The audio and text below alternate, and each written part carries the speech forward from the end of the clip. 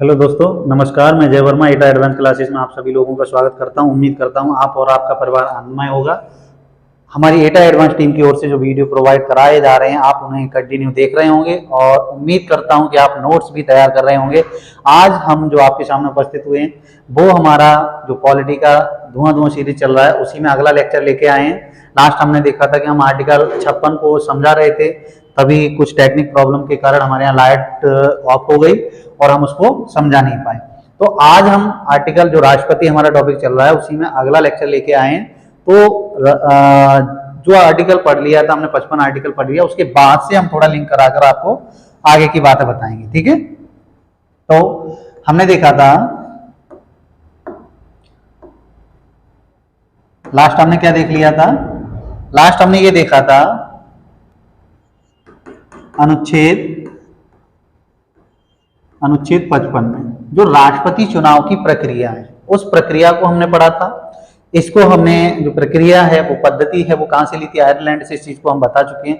तो अनुच्छेद 55 में जो प्रक्रिया थी वो समानुपातिक एकल संक्रमणीय मत पद्धति के आधार पर राष्ट्रपति का चुनाव किया जाता है। अब कौन व्यक्ति राष्ट्रपति बनता है? जो कुल डाले गए वैध मतों में से आधे से एक अधिक वोट प्राप्त कर लेता है वही व्यक्ति राष्ट्रपति बन जाता है। और अगर कोई व्यक्ति आधे से एक अधिक मत प्राप्त नहीं कर पाता है तो क्या किया जाता है?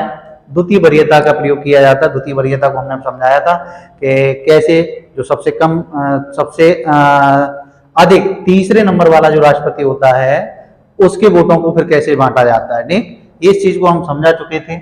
ये हमारा इस अनुच्छेद को ये इसलिए बताया क्योंकि इसे लिंक कराना बहुत जरूरी है। तो इसमें क्या है? राष्ट्रपति के चुनाव की पद्धति। ठीक, ये पद्धति हमने कहां से ली है? आयरलैंड से। इसको हम लास्ट बता चुके हैं। लास्ट जो हम बता रहे थे जहां हमारा पैनल ऑफ हुआ वो था अनुच्छेद 56।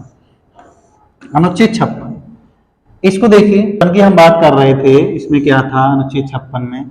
तो देखिए अनुच्छेद 56 में जो हमने बात बताई थी तो इसमें अनुच्छेद 56 की अगर हम बात करें तो इसमें है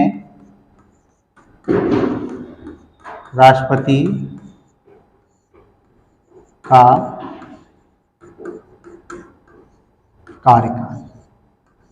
ये किस की बात करता है? राष्ट्रपति के कार्यकाल की। कार्यकाल का मतलब कि कोई व्यक्ति अगर राष्ट्रपति नियुक्त कर दिया गया है तो वो व्यक्ति कब तक राष्ट्रपति अपने पद पर बना रहेगा। तो राष्ट्रपति का कार्यकाल की बात करता है। सामान्यतः राष्ट्रपति का जो कार्यकाल होता है, सामान्यतः जो राष्ट्रपति का कार्यकाल होता है वो कितना होता है? 5 वर्ष। 5 वर्ष है। लेकिन क्या होता है यदि राष्ट्रपति पहले भी इन 5 वर्षों से पहले भी अपना त्यागपत्र देना चाहें तो वो त्यागपत्र दे सकते हैं। अब वो त्यागपत्र लिखित रूप में जो हमारे उपराष्ट्रपति हैं उनको प्रोवाइड मतलब दे देंगे, लिखित रूप में उनको दे देंगे। किसको? अगर ये जैसे अपना ये वो राष्ट्रपति जी हमारे वो अपना त्याग पत्र सौंपेंगे वो उपराष्ट्रपति जी को सौंपेंगे। अब उपराष्ट्रपति जी हैं इसकी सूचना तुरंत जो हमारे लोकसभा अध्यक्ष हैं उनको देंगे। क्योंकि ऐसा वो सूचना क्यों देने जाते हैं? क्योंकि जब भी कोई अपना सीनियर हमें अपना त्याग पत्र दे रहा है तो उसके बारे में हमें लोकसभा अध्यक्ष को जानकारी देनी होगी। तो ये नियम है। अगर अब राष्ट्रपति जी उपराष्ट्रपति जी से क्या है? सीनियर हैं और उपराष्ट्रपति जूनियर हैं, तो इसीलिए उपराष्ट्रपति जो सूचना देते हैं कि हमें राष्ट्रपति जी ने त्यागपत्र दे दिया है वो लोकसभा अध्यक्ष को देते हैं। तो इसमें इनका सामान्यतः कार्यकाल कितना होता है? 5 वर्ष। लेकिन 5 वर्ष से पूर्व भी राष्ट्रपति अपना लिखित त्यागपत्र, लिखित त्यागपत्र किसको सौंप सकते हैं? उपराष्ट्रपति को सौंप सकते हैं, सौंप सकते हैं। क्या कह रहा है? इसी में है अनुच्छेद 56 में सामान्य कार्यकाल, ये उनका कार्यकाल की बात करता है, लेकिन सामान्य कार्यकाल 5 वर्ष होता है। अब कोई ऐसी कंडीशन आ जाती है कि राष्ट्रपति को पद छोड़ना चाह रहे हैं, वैसे ऐसा होगा नहीं, बहुत रेयर केस होगा कि कोई राष्ट्रपति जैसा पद छोड़ेगा, लेकिन किसी कारण पर छोड़ना पड़ जाता है, ठीक, तो उसमें वो 5 वर्ष अब राष्ट्रपति को लिखित रूप में दे सौंप सकती है। अब जैसे ही उपराष्ट्रपति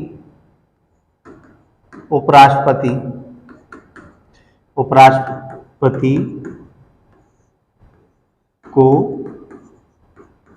प्राप्त त्यागपत्र की सूचना, त्यागपत्र की सूचना, अब उपराष्ट्रपति को जैसे वो त्यागपत्र प्राप्त हुआ तो इनकी सूचना ये किसको देंगे? लोकसभा अध्यक्ष। किसको देंगे? ये अध्यक्ष को देंगे। ये भी इसी में मेंशन है, ठीक, ये भी बात इसी में मेंशन है। अब ये तो राष्ट्रपति जी ने अपना त्यागपत्र दिया है, वो दिया है स्वेच्छा से। अब मान के चलिए राष्ट्रपति जी कोई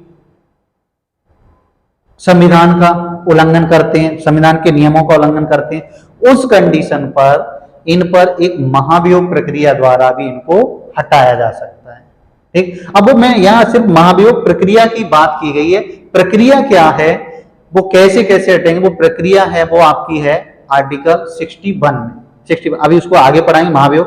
तो यहाँ पे जो इसी में जो हमारा आर्टिकल है 56 उसी में है। ये एक तो ये हो गई उनकी कंडीशन को स्वेच्छा से देना चाहे, कोई व्यक्ति है स्वेच्छा से अपना कोई काम करना चाहे, वैसे ही राष्ट्रपति का मन नहीं कर रहा है मान, या कोई ऐसी बीमारी से ग्रसित हो गए कि अब वो अपना कार्य करने में सक्षम नहीं है, तब वो स्वेच्छा से अपना पद त्याग सकते हैं। दूसरा, राष्ट्रपति जी ने क्या किया है, दूसरा अगर हम देखें तो राष्ट्रपति जी ने संविधान के नियमों का अपने पद पर रहते हुए उल्लंघन कर दिया है, इस कारणवश उन पर एक महाभियोग प्रक्रिया लगाई जाएगी और उनको पद से हटा दिया जाएगा। तो ये महाभियोग द्वारा हटाना शब्द है वो आर्टिकल 56 में, लेकिन जो प्रक्रिया है वो हम आर्टिकल 61 के तहत अभी पढ़ेंगे। तो इसमें क्या है, राष्ट्रपति यदि संविधान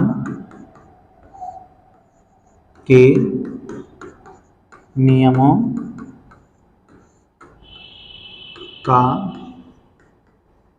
उल्लंघन करते हैं तो 5 वर्ष से पूर्व भी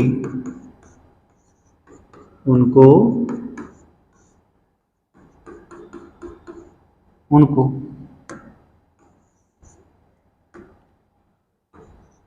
महाभियोग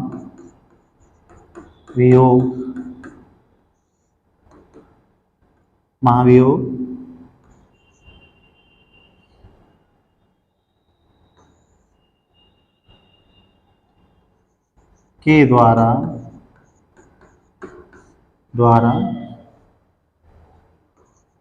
पद से हटाया जा सकता है।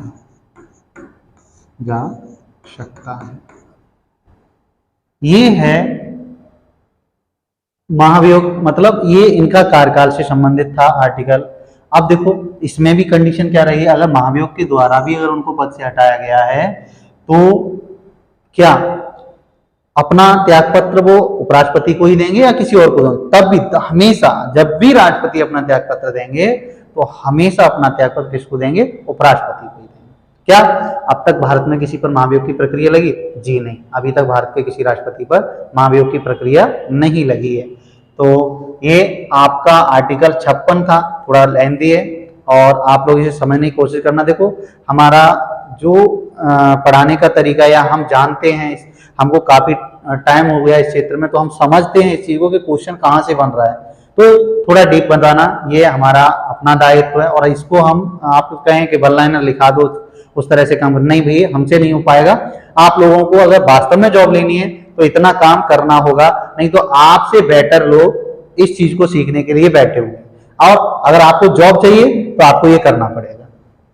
अब हम बात करते हैं आर्टिकल 57 की। यही 56 पे हमारा पैनल लास्ट ऑफ हुआ था, उसके बाद से आपको देखना है अच्छे से। अनुच्छेद 57 इसमें क्या है? अनुच्छेद 57 में जो बात की गई है वो ये की गई है कि कोई भी व्यक्ति, भारत का कोई भी व्यक्ति नहीं, भारत का कोई भी नागरिक राष्ट्रपति पद के लिए पुनर्पात्र हो सकता है। मतलब ये है कि एक नागरिक एक बार अगर भारत का राष्ट्रपति बन गया है तो वो दूसरी बार भी, तीसरी बार भी, चौथी बार भी, मतलब जब तक वो चुनाव जीतता रहेगा तब तक वो इस पद पर खड़ा हो सकता है। तो पुनर्पात्रता का मतलब यही हो गया, एक व्यक्ति एक से अधिक बार भी राष्ट्रपति का चुनाव लड़ सकता है। तो इसमें क्या है? राष्ट्रपति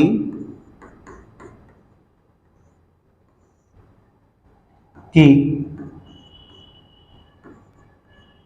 पुनः पात्रता का उल्लेख अर्थात कोई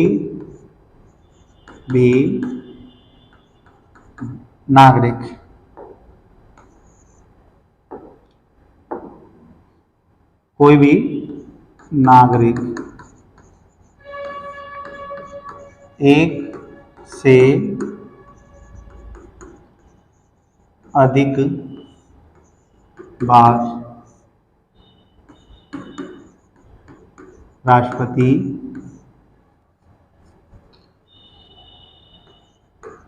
पद पर चुनाव लड़ सकता है या खड़ा हो सकता है। लड़ सकता है। पुनर्पात्रता का मतलब क्या है? यहाँ पे पुनर्पात्रता का मतलब है कि एक व्यक्ति एक से अधिक बार राष्ट्रपति पद का चुनाव यहाँ लड़ सकता है जब तक वह चाहे तब तक। तो आर्टिकल 56 में देख लिया हमने, 57 में देख लिया। अब हम बात करेंगे आर्टिकल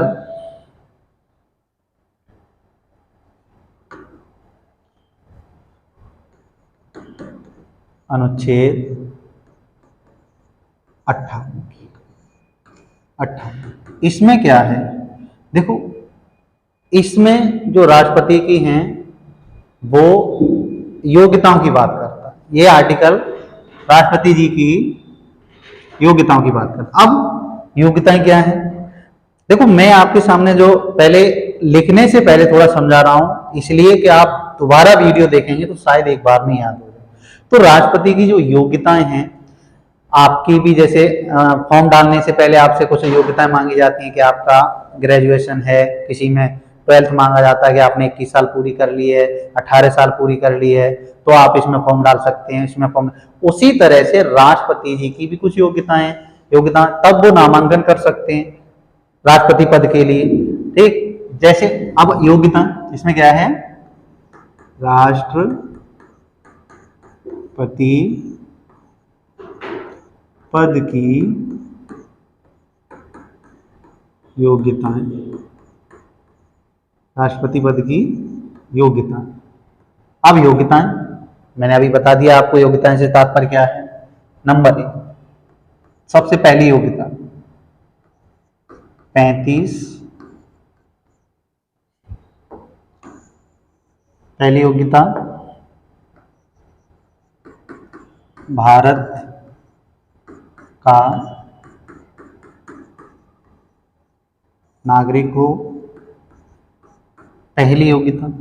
भारत का नागरिक हो, हमने बहुत अच्छे से नागरिकता को समझाया है। आप अगर आपने वीडियो नहीं देखा है तो नागरिकता वाला आप वीडियो देखिए पहले, नागरिक क्या होता है, नागरिकता क्या होती है, अच्छे से समझाया है। तो नागरिक के बारे में हम आपको बता दिया है। भारत का नागरिक, ठीक। दूसरी योग्यता क्या है, 35 वर्ष की आय पूरी कर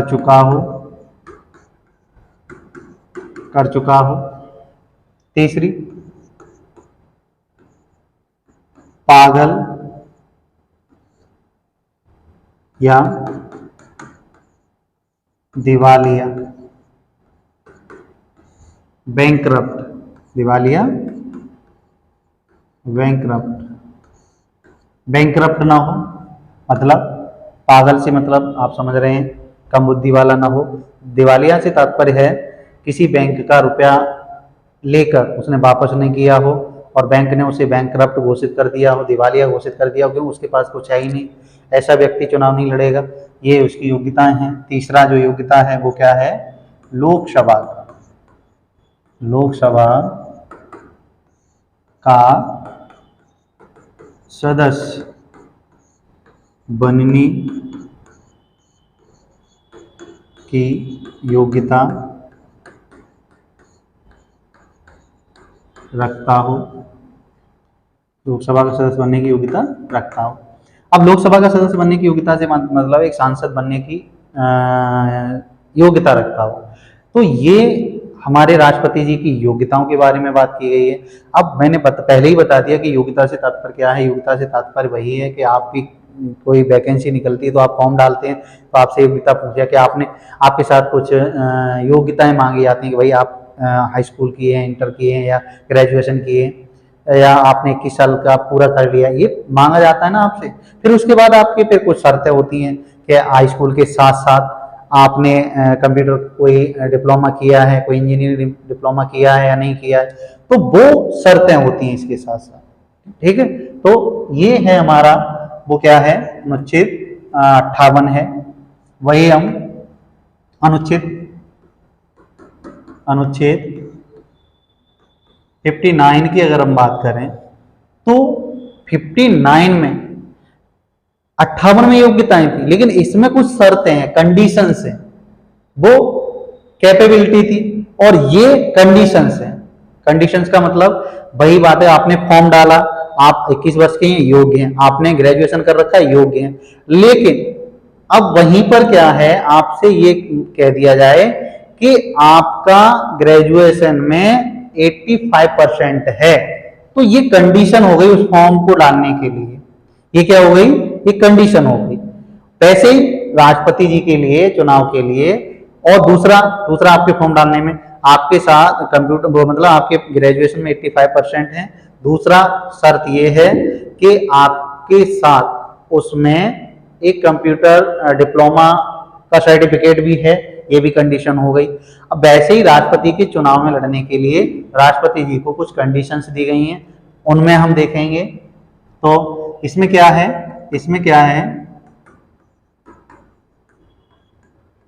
राष्ट्रपति पद के लिए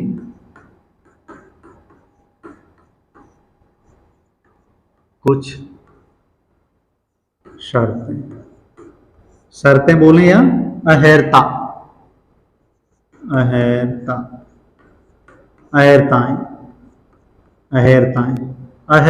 ठीक है। क्या बोले हम इनको, राष्ट्रपति पद के लिए कुछ शर्तें एवं अहर्ताएं। अब पहली शर्त क्या है इसमें, राष्ट्रपति जी के पास लाभ का पद ना हो। मतलब जो राष्ट्रपति जी के पास नहीं, जो नागरिक राष्ट्रपति का पद पर खड़ा होना चाह रहा है, चुनाव लड़ना चाह रहा है, उसके पास क्या ना हो, लाभ का पद न हो। अब यहां लाभ के पद से मतलब है, अगर है भी तो उसे शपथ लेने से पहले वो पद त्यागना पड़ेगा। वो पद क्या करना पड़ेगा? त्यागना पड़ेगा। तो लाभ का पद से क्या तात्पर्य? कोई व्यक्ति सरकारी जॉब ना करता हो, राज्य सरकार या केंद्र सरकार के अधीन किसी भी जॉब में कार्य ना करता हो, सांसद विधायक ना हो, ठीक है, सांसद विधायक ना हो, इन मतलब सरकारी जॉब ना हो, सांसद विधायक ना हो, अन्य और भी उस केंद्र सरकार राज्य सरकार की जो सेवाएं चल रही हैं उनमें कार्यरत ना हो, और इसके बाद जो हमारे इसकी लाभ का पद ना हो। अब लाभ का पद यहाँ पे इन्हीं को माना जाएगा कि इसको जॉब में काम कर रहा है तो समझ लो उसके पास लाभ का पद है।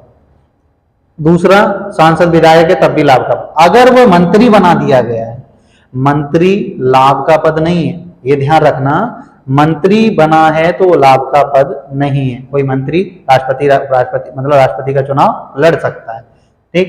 तो लाभ का पद न हो, जैसे आप लिख लेना जॉब ना करता हो, मतलब केंद्र या राज्य सरकार के अधीन जॉब न करता हो भाई। दूसरा सांसद या विधायक न हो, सांसद या विधायक न हो। अगर है भी तो उसे पहले त्याग पत्र देना होगा, तब वो राष्ट्रपति पद का चुनाव लड़ सकता है। तो ये हैं इनकी पहली शर्त है, लाभ का पद ना हो। ये है, आप इतना लिखना चाहें, आप फिर अगर समझ गए हो तो इसको मत भी लिखिए, कोई दिक्कत नहीं है, लाभ का पद ना हो। दूसरी बात, अगर वह व्यक्ति मानो अब वो चुनाव लड़ने लगा, लाभ का पद नहीं, चुनाव लड़ गया, तो उसको एक शर्त और उसके लिए रखी जाती है कि जब वो व्यक्ति राष्ट्रपति उपराष्ट्रपति बन जाएगा,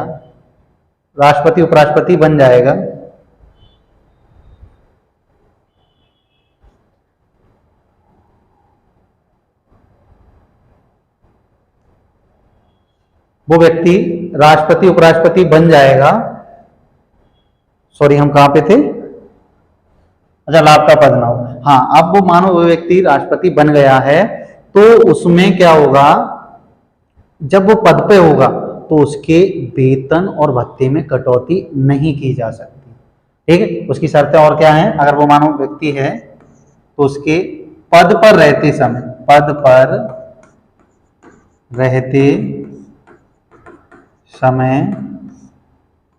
उसके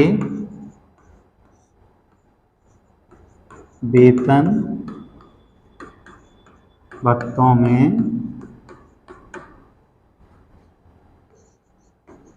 कटौती नहीं की जा सकती। ये सब कंडीशन उसके लिए पहले से लागू है, नहीं की जा सकती, ठीक है, ये पहले से लागू है। ये है आपका, और ये शर्तें हैं इसकी, ये आयताएं हैं, इनको आप ध्यान रखना।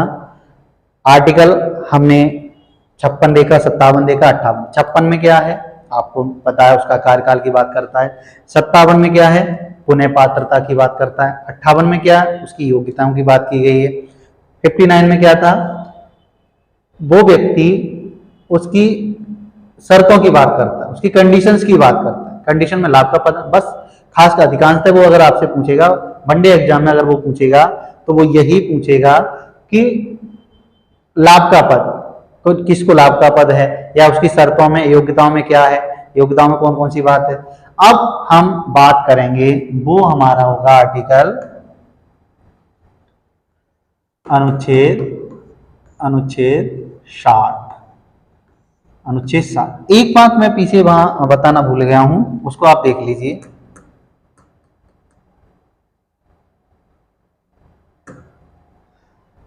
त्याग पत्र को एक शब्द में और लिख सकता है वो प्रतिज्ञापन, ठीक है। त्याग पत्र लिख देगा, त्याग पत्र नहीं लिखेगा तो वो क्या लिख देगा, प्रतिज्ञापन। तो इस शब्द को भी याद रखना है। आप त्यागपत्र को प्रतिज्ञापन नाम भी दिया जा सकता है। ठीक है,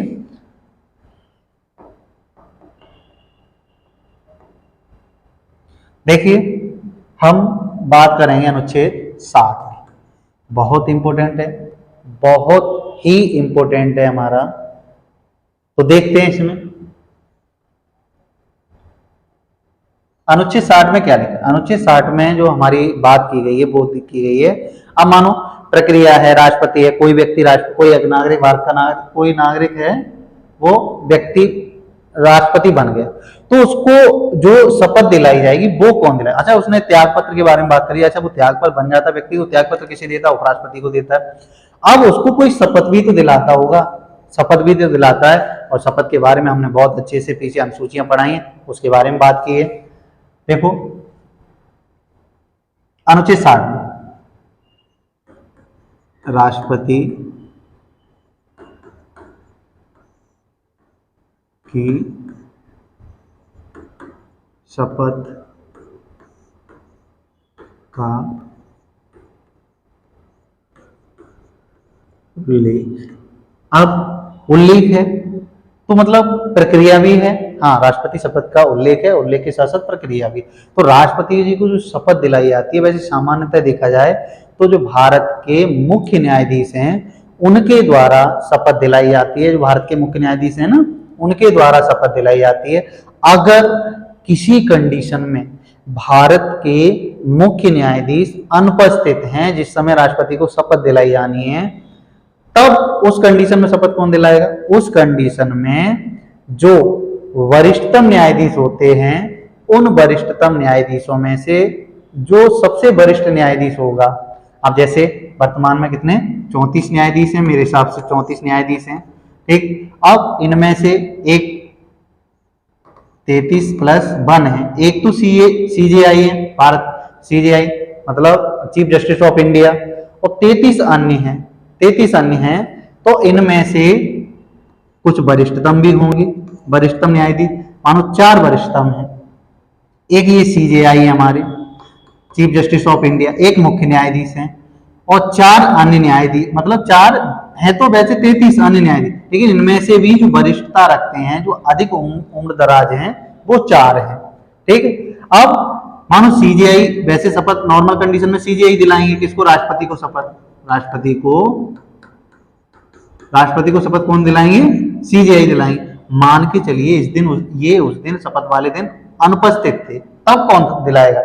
तो इन चारों में से जो बड़ा होगा वो व्यक्ति इनको शपथ दिलाएगा। आप कहोगे सर ये भी नहीं है, तो भाई इतने हैं ना, इतने हैं, राष्ट्रपति जी में चाहे उनको नामित कर देंगे कि भैया आप शपथ दिला दो। वो राष्ट्रपति नहीं, सीजेआई जिसको चाहेंगे उसको नामित कर देंगे, और वो हमारा जो अन्य न्यायाधीश है वो भी शपथ दिला सकता है इस कंडीशन में। तो इसमें क्या है, इसमें क्या है, राष्ट्रपति शपथ का उल्लेख है। तो लिख लीजिए पहला पॉइंट, राष्ट्रपति जी को शपथ भारत के मुख्य न्यायाधीश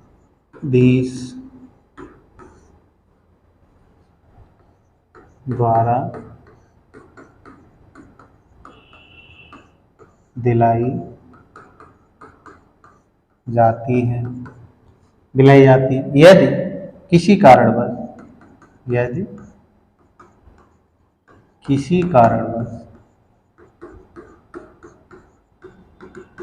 वो अनुपस्थित होते हैं,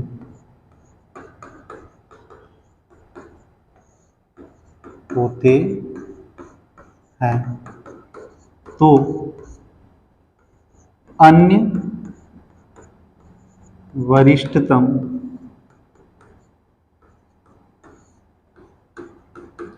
न्यायाधीशों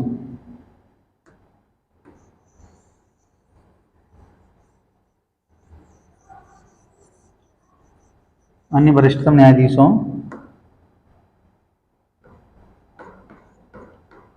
में से वरिष्ठ न्यायाधीश इस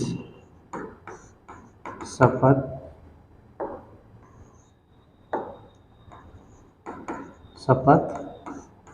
दिला देता है।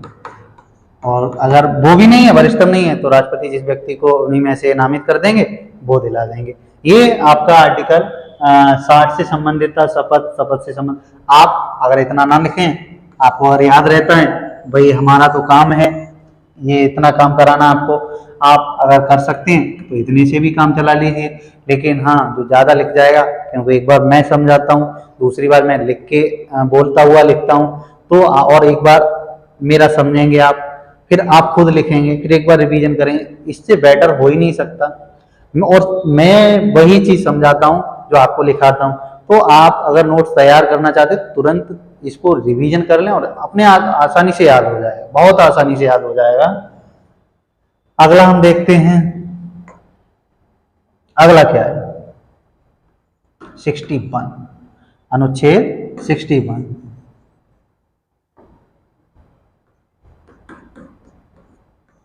अनुच्छेद 61 मैंने क्या कहा था, 56 में उनको हटाने की बात की गई अगर वो उल्लंघन करते हैं, वहां बात की गई। अब जो प्रक्रिया है, महाभियोग की जो प्रक्रिया है, वो उसके बारे में बात की जाए। तो इसमें क्या है, महाभियोग मतलब राष्ट्रपति पर, इसके आगे लिख लेना आप लोग, राष्ट्रपति पर महाभियोग प्रक्रिया, राष्ट्रपति पर महाभियोग प्रक्रिया ये है। अब इसको समझो, राष्ट्रपति पर जो महाभियोग प्रक्रिया है वो क्या, इसको समझ लीजिए। तो देखते हैं राष्ट्रपति पर महाभियोग प्रक्रिया, इसको आपको बहुत अच्छे से समझना है। ये कहाँ से ली है, सबसे पहले तो हम ये देखते हैं इसको अपनाया कहाँ से है, हमने इसको कहाँ से अपनाया है, यूएसए से। ठीक है, राष्ट्रपति की महाभियोग प्रक्रिया को कहाँ से अपनाया है, यूएसए से अपनाया है। ये हम लास्ट जब भारतीय संविधान के स्रोत पढ़ाए थे उसमें हम आपको बता चुके हैं और पढ़ा भी चुके हैं। अगला अगर हम बात करेंगे वो है प्रक्रिया। अब प्रक्रिया होती क्या, पहले आप इसको मैं समझा रहा हूँ, उस हिसाब से आप समझ लीजिए, तब आपको मैं एक बार यहाँ लिखा हूँ, पहले मैं समझा रहा हूँ फिर लिखा हूँ। ये महाभियोग प्रक्रिया क्या होती है, देखो मान लीजिए ये प्रक्रिया लगेगी तभी जब राष्ट्रपति ने संविधान के नियमों का अपने पद पर रहते हुए उल्लंघन कर दिया। संविधान के नियमों का तात्पर्य संविधान के अनुसार वो आप कार्य न कर रहे हो तो उल्लंघन ही है ये। तो उस कंडीशन में ये होता क्या है महाभियोग प्रक्रिया, मान लीजिए किसी राष्ट्रपति ने उल्लंघन कर दिया संविधान का, तो महाभियोग की प्रक्रिया लोकसभा या राज्यसभा, दो सदन होते हैं हमारे संसद के दो सदन होते हैं, पहले समझ लेना आप इसको। एक लोकसभा होती है निम्न सदन, दूसरा राज्यसभा। इनके सदस्य, दोनों के ही सदस्य क्या कहलाते हैं, सांसद कहलाते हैं। दोनों के ही सदस्य क्या कहलाते हैं, सांसद कहलाते हैं। दोनों के ही सदस्य सांसद। लोकसभा दो सदन है। अब राष्ट्रपति पर जो महाभियोग प्रक्रिया लगाई जाएगी वो इन सदस्यों में से अपने सदन में प्रस्ताव लाया जाएगा। लेकिन अगर कोई भी सदन प्रस्ताव ला रहा है, मतलब प्रस्ताव क्या है, कुछ नहीं, ये एक मान लीजिए पेज है और उस पेज पर ऊपर ही राष्ट्रपति के नाम संबोधित एक बात लिखी गई है कि राष्ट्रपति के प्रति इस कारण हम प्रस्ताव ला रहे हैं, महाभियोग प्रस्ताव ला रहे हैं कि इन्होंने इस तरह से संविधान का उल्लंघन किया है। अब इसी पेज पर जो लोग हस्ताक्षर करना चाहते हैं वो लोग हस्ताक्षर करें, जो पक्ष में हैं कि हाँ राष्ट्रपति को हटाया जाना चाहिए, तो यहाँ तो राष्ट्रपति के नाम जो हटाया जाएगा उसके बारे में लिखा होगा राष्ट्रपति, अब इसमें उन्होंने क्या किया है वो विषय लिखा होगा कि इन्होंने इन्हें क्यों हटाया है। अब जिस सदन में लाया जाएगा ये प्रस्ताव, प्रस्ताव का मतलब कुछ नहीं होता है, एक पेज होता है, उसको पारित कराया जाता है, फिर वो वही प्रस्ताव एक कानून बनता है। लेकिन यहाँ राष्ट्रपति को हटाने की बात की गई, कानून तो बाद में बनेगा, पहले यहाँ हटाने वाला प्रस्ताव चल रहा है। ठीक है, तो यहाँ अब जिस मानो लोकसभा में लाया गया है, मैंने कहा लोकसभा में आप किसी में भी ला सकते हैं, ये लोग भी ला सकते हैं, ये लोग भी ला सकते हैं। अब जिसमें से भी आएगा, मानो लोकसभा से आया तो लोकसभा के सदस्य 14 दिन पहले, 14 दिन पहले हमारे राष्ट्रपति जी को सूचना देंगे कि हम आपके प्रति के लिए क्या लेके आ रहे हैं, महाभियोग प्रस्ताव लेके आ रहे हैं, ताकि राष्ट्रपति जी भी उस समय में अपने आप को 14 दिन के अंदर में ये सिद्ध कर सकें कि हमारे द्वारा जो किए गए कार्य हैं वो संविधान के विरुद्ध नहीं है। ठीक है, 14 दिन का टाइम दिया जाता है। अब जो 14 दिन के लिए जो राष्ट्रपति 14 दिन पहले उनको सूचना दे दी जाती है, राष्ट्रपति को सूचना दे दी जाती है। अब 14 दिन पहले जो सूचना वाला प्रस्ताव है जो भेजा जाता है वो इसके कुल 1/4 1/4 सदस्यों के बहुमत से जाता है।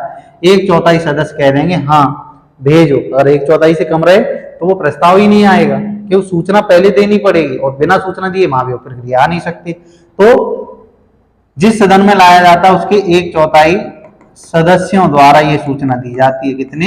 1/4 सदस्यों द्वारा राष्ट्रपति को पहले कितने 14 दिन पहले सूचना दी जाती है। ठीक है, तो 1/4 सदस्य। अब लोकसभा में मानो 40 सदस्य हैं, 40 सदस्य, तो इस 1/4 कितना हो गया 10 लोगों का लिखित हस्ताक्षर इनके पास जाएगा 14 दिन पहले। ठीक है, तो ये कंडीशंस आपको याद रखनी। अब आपको ये पॉइंट लिखना है। अब मान के चलिए कि लोकसभा से 14 दिन हो गए, 14 दिन में 14 दिन पूर्व दिया था, 14 दिन हो गए, राष्ट्रपति जी अपने आप को उस जाल से बाहर नहीं निकाल पाए, तो प्रक्रिया शुरू हो जाएगी। प्रस्ताव ये है ना, प्रस्ताव पर हस्ताक्षर लोग पढ़ेंगे, देखेंगे और हस्ताक्षर करना। लोग का मतलब यहाँ सांसदों से, पढ़ेंगे लिखेंगे हाँ सही है। अगर सही है तो इसके लोकसभा के कुल सदस्यों में से, लोकसभा के कुल सदस्यों में से अगर 2/3 सदस्यों ने, कितने 2/3 सदस्यों ने इस प्रस्ताव पर हाँ लिख दिया, 2/3 सदस्यों ने अपना हस्ताक्षर कर दिया, तो समझ लो कि पहले सदन से प्रस्ताव पारित माना जाएगा, पारित माना जाएगा। अब इसमें से कहां पे जाएगा ये, दूसरे सदन में। मानो पहले लोकसभा लेके आई है तो लोकसभा में 2/3 सदस्यों से इसको पारित कर दिया गया। हाँ, लोकसभा के सदस्यों ने, सांसदों ने मान लिया कि राष्ट्रपति द्वारा जो उल्लंघन किया गया वो सही है, तो मतलब लोकसभा से पारित हो गया वो बिल। अब वही बिल क्या होगा, दूसरे सदन में भी जाएगा। कहां पे जाएगा? दूसरा सदन कौन है? राज्यसभा है। अगर इसमें आया होता तो इसमें जाता, इसमें जाता। ठीक है, अब वो आया किसमें था? लोकसभा में। राज्यसभा में जाएगा और राज्यसभा में भी यही प्रक्रिया चलेगी। और मान के चलिए बाई चांस के राज्यसभा ने इसको नकार दिया तो प्रस्ताव खारिज हो जाएगा, नकार दिया तो प्रस्ताव खारिज हो जाएगा। अगर ये प्रक्रिया चलती रही, ये प्रक्रिया चल के और हमें तो महाभियोग लगा के हटाना है, अभी हम नकारना भगरना कुछ नहीं कर रहे, ये प्रक्रिया अगर चलती रही, राज्यसभा ने भी जैसा लोकसभा ने पारित किया था 2/3 से, और राज्यसभा के लोगों ने भी इसमें 2/3 में क्या कर दिए, हस्ताक्षर कर दिए, तो राष्ट्रपति पर महाभियोग प्रक्रिया पूर्ण मानी जाएगी और राष्ट्रपति अपना त्यागपत्र, जैसे ही राज्यसभा से पास होगा ये बिल, वैसे ही राष्ट्रपति को अपना त्यागपत्र उपराष्ट्रपति को सौंपना होगा और उन पर महाभियोग प्रक्रिया सिद्ध मान ली जाएगी। ये होती है महाभियोग प्रक्रिया। तो आसानी से आप इनको अपने शब्दों में लिख सकते हैं। ये तो मैंने बस बताया था कैसे क्या। अब हम आपको लिख के बता दे रहे हैं ये क्या है क्या नहीं है।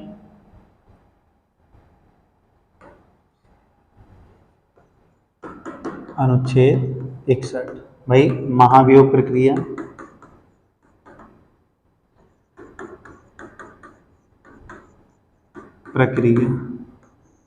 महाभियोग प्रक्रिया क्या है? किसी भी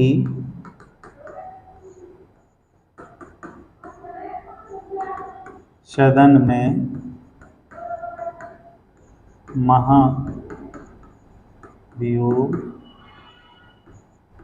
महाभियोग का प्रस्ताव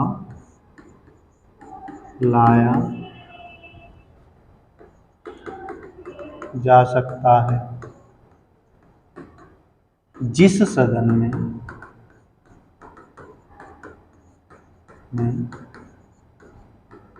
प्रस्ताव लाया गया है उसके 1/4 सदस्यों द्वारा 14 दिन पूर्व राष्ट्रपति को सूचना देनी होगी। ठीक, ये है पहली कंडीशन। अब सूचना दे दी, सब कुछ हो गया, राष्ट्रपति ने अपना देख लिया कि हमारी गलती है या नहीं है 14 दिन में। अब क्या होगा दूसरी कंडीशन में? यदि 14 दिन पूर्ण हो जाते तो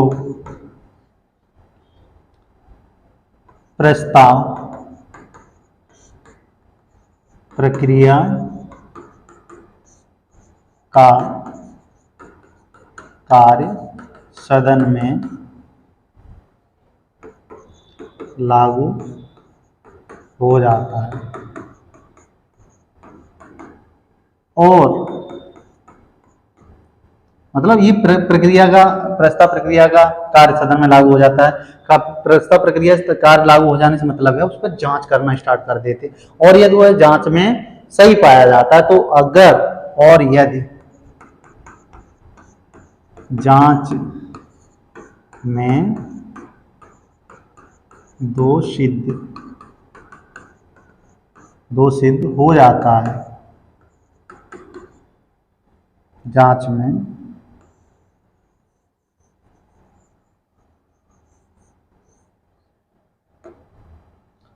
दो तिहाई बहुमत से दोष सिद्ध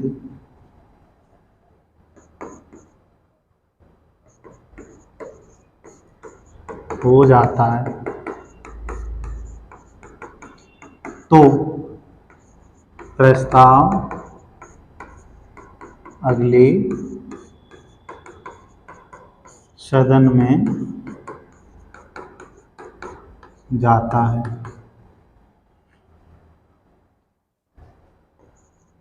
अगले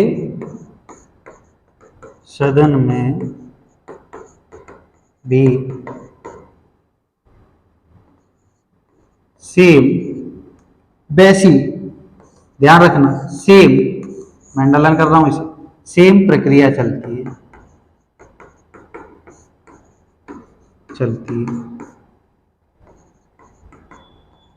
और यदि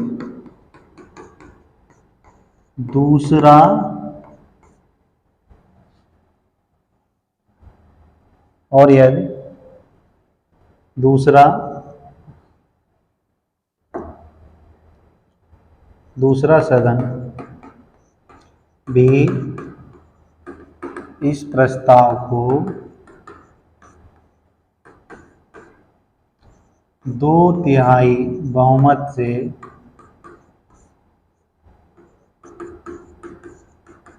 पारित कर देता है तो महाभियोग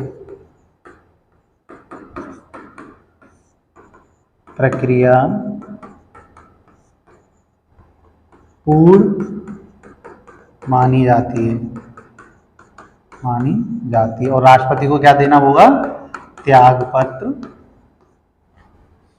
देना होता है। देखो होता है, पहले हमने आपको फिगर के माध्यम से समझाया और अब हमने इसको लिखकर समझाया। तो आगे का जो हम आर्टिकल देखते हैं उसमें क्या है,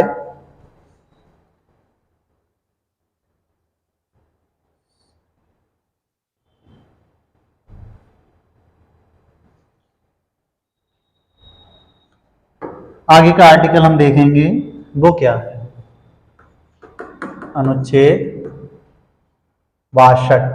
और हमने पहले ही आपको बताया था कि हमको कंटिन्यू एक आर्टिकल से लेकर अनुच्छेद 62 तक आपको कंटिन्यू याद रखना होगा। और ये लास्ट अनुच्छेद है जिसको आप कंटिन्यू याद रखेंगे। उसके बाद अब कौन सा अनुच्छेद कहाँ पे घुस जाएगा कुछ पता नहीं है। तो आपको जैसे अनुच्छेद आर्टिकल आए वैसे याद करना है और ऐसा मत करने बैठना कि कोई किताब या बुक मिल जाए या एक नोट्स बनाए, आप उसमें कोई नोट्स बनाएं, उसमें आप एक तरफ से रट्टा मारना स्टार्ट कर दें, बिल्कुल सब मेहनत बेकार हो जाएगी आपकी। सारी मेहनत जिस तरह से मैंने बताया उसी तरह से आप उसी फॉर्मेट में याद करेंगे, बहुत अच्छे से तैयार होगा। लास्ट अनुच्छेद है आपको कंटिन्यूटी फॉर्मेट वाला और राष्ट्रपति का भी लास्ट अनुच्छेद है। लेकिन राष्ट्रपति के भी कान शक्तियां बहुत कुछ बचा हुआ है, राष्ट्रपति टॉपिक खत्म नहीं हुआ है। हाँ, उसके अनुच्छेद थे वो खत्म हुआ। इसमें क्या है, इसमें पहले समझ लेते हैं, इतना ही आज इतना ही रखेंगे। राष्ट्रपति मान के चलिए किसी कारणवश हमारे राष्ट्रपति जी का पद अगर समाप्त हो जाता है, तो पद समाप्त अगर हो गया, उन्होंने त्याग पत्र दे दिया या किसी कारणवश बहुत ज्यादा बीमार पड़ गए तो त्याग पत्र दे दिया, उनकी मृत्यु हो गई तो त्याग पत्र मतलब मृत्यु होगी तो पद खाली हो गया। तो जो पद खाली हो जाता है त्याग पत्र के बाद या मृत्यु के बाद, तो उसको भरने की पुनः चुनाव की प्रक्रिया की बात की गई है, वो इसमें है आर्टिकल 62 में। तो इसमें क्या है, राष्ट्रपति के पद रिक्त हो जाने पर उनके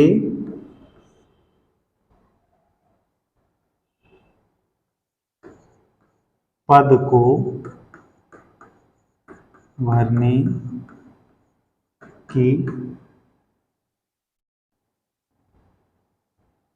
भरने की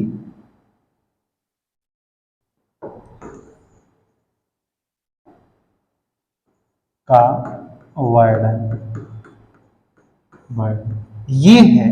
अब राष्ट्रपति जी का पद रिक्त हो जाता है, अब रिक्त हो जाता है, त्याग पत्र दे देंगे रिक्त हो जाएगा। तो इसमें क्या है, अब देखो यहाँ पे एक चीज का ध्यान रखना, अगर राष्ट्रपति पद त्याग करते हैं या मृत्यु हो जाती है किसी कारणवश, कुछ भी होता है, तो जो राष्ट्रपति आएंगे, जो न्यू राष्ट्रपति का चुनाव होगा वो पूरे 5 वर्ष की अवधि के लिए होगा, शेष अवधि के लिए नहीं होता है। इस बात का ध्यान रखना। शेष और ध्यान रखना, केवल राष्ट्रपति और जो हमारे पंचायती राज हैं, स्थानीय स्वशासन के तीनों फॉर्मेट हैं, इन दोनों का, केवल राष्ट्रपति और पंचायती स्थानीय स्वशासन के जो तीनों फॉर्मेट हैं, ग्राम पंचायत, पंचायत समिति जो तहसील और ब्लॉक पे वाली होती है, और जिला पंचायत, इन तीनों फॉर्मेटों के चुनाव 6 माह के अंदर हो जाने चाहिए। ये केवल राष्ट्रपति और जो ग्राम पंचायत है हमारी उसके लिए है। लेकिन राष्ट्रपति के में भी लिख दे 6 माह के अंदर, नहीं, वहां वो संविधान में नहीं लिखे, इसको संविधान में लिखा 6 माह के अंदर चुनाव हो जाने चाहिए। तो इसमें क्या है, भरने का बर्डन। अब बर्डन क्या है, पद खाली होने पर राष्ट्रपति का चुनाव 6 माह के अंदर करा लिया जाए। जाए, 6 माह के अंदर करा लिया जाए। और जो दूसरा क्या है, चुनाव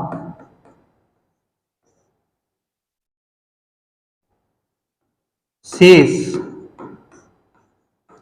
अवधि के लिए नहीं होगा। वो किसके लिए होगा? पूर्ण अवधि के लिए होगा। किसके लिए होगा? पूर्ण अवधि के लिए होगा। किसके लिए? पूर्ण अवधि के लिए। ध्यान रखना है, शेष अवधि के लिए नहीं होगा, इस बात का भी ध्यान रखना है। अब बोलो सर मतलब क्या है इसका? मतलब ये है कि मान के चलिए ए राष्ट्रपति बन गए पहले, इनका कार्यकाल था 5 वर्ष। अब ये 3 वर्ष तो कार्यकाल कर लिए अपना पूरा, फिर अचानक इनकी क्या हो गई? अचानक इनकी मृत्यु हो गई या त्याग पत्र इन्होंने दे दिया, महाभियोग प्रक्रिया लग गई 3 वर्षों तक। तो बचे कितने अभी इनके समय? 2 वर्ष। तो जो नया व्यक्ति आएंगे, नए राष्ट्रपति बन के आएंगे, तो वो 2 वर्ष के लिए बनकर नहीं आएंगे। अब वो पुनः पुनः जो बैठे हैं ना, चुनाव शेष अवधि के लिए नहीं होगा, फिर से 5 वर्ष के लिए बनेंगे। कितने? 5 वर्ष के लिए। ठीक है, ये क्या करेंगे? 5 वर्ष के लिए बनेंगे। अरे 5 वर्ष के लिए। एक ये बात है आर्टिकल 62 में। अब हम ये राष्ट्रपति के सारे अनुच्छेद फॉर्मेटों में पढ़ चुके। आज हम राष्ट्रपति की अगली अगर हम बात करेंगे तो वो होंगी राष्ट्रपति की शक्तियां।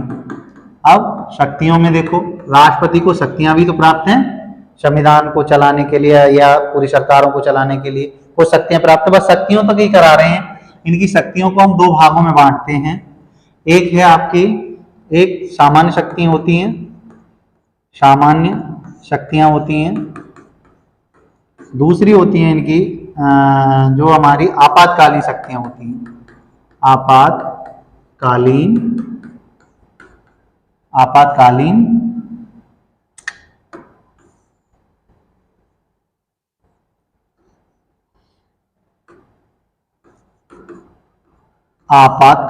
शक्ति। तो भाई ये आपातकालीन में क्या है भाई, इनको बाद में पढ़ाएंगे। 352, 356 और 360, इनमें कौन कौन सी है वो बता देंगे। इसमें सामान्य शक्तियों की अगर हम बात करें तो जैसे कार्यपालिका संबंधी शक्ति होगी, कार्यपालिका संबंधी शक्ति होगी, पहली शक्ति है। दूसरी इसमें है विधायी या व्यवस्थापिका शक्ति। तीसरी हमारी वित्तीय शक्ति होगी, राष्ट्रपति जी की वित्तीय शक्ति बताएंगे इनको सबको, अभी बस इतना ही पढ़ाएंगे आज। वित्तीय चौथी होगी वो होगी न्यायिक शक्ति। तो आप इसी फॉर्मेट में लिखेंगे, इसी फॉर्मेट में अपना नोट्स बनाएंगे। तो ये साधारण शक्तियों की आज हमने बात कर दी है।